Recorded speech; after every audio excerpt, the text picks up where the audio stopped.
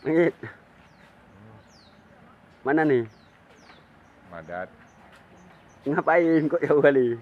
Ngapain dia perlu bantuan khusus oleh Dinas Sosial Kabupaten Jawa Timur melalui Kabinet Sos. Berarti untuk sementara data juga untuk BLT, data juga untuk BLT.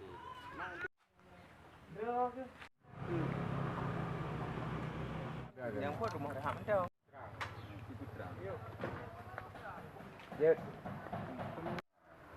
Kalian rumah rehat balik.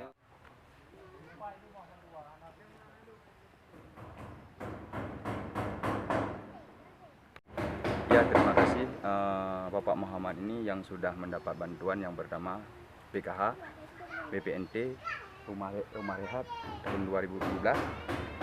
Menurut informasi dari Pak Lici, rumah rehab 2017 sudah dibangun. Kemudian rumah dari pemerintah Aceh sudah dapat juga. Oke, berarti sudah terbantu ya? Ya, kalau kita lihat dari sisi bantuan itu sudah terbantu semua. Mungkin dalam hal Bapak Muhammad ini sakit, kemungkinan besar Bapak Muhammad ini memohon sama pemerintah Aceh berbentuk bantuan uang untuk dia mengobati dirinya sendiri. Tapi dari bantuan hal-hal yang lain seperti PKH, BPNT, rumah rehab, rumah dari pemerintah Aceh itu semua sudah dapat. Oke, terima kasih.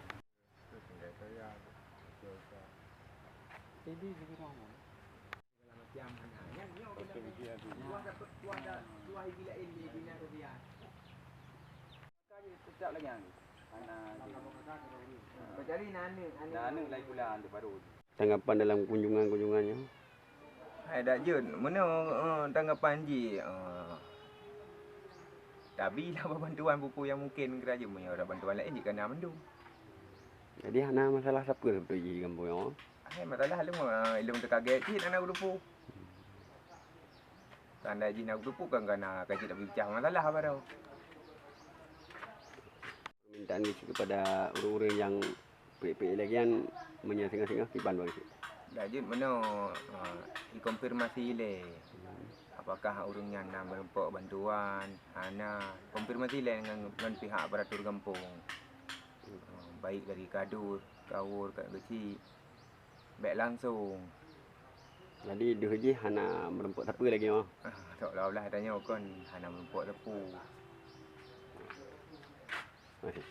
Ukuran tang 20 ron lah.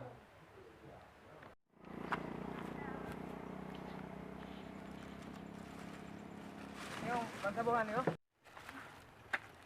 Bantuan sembako.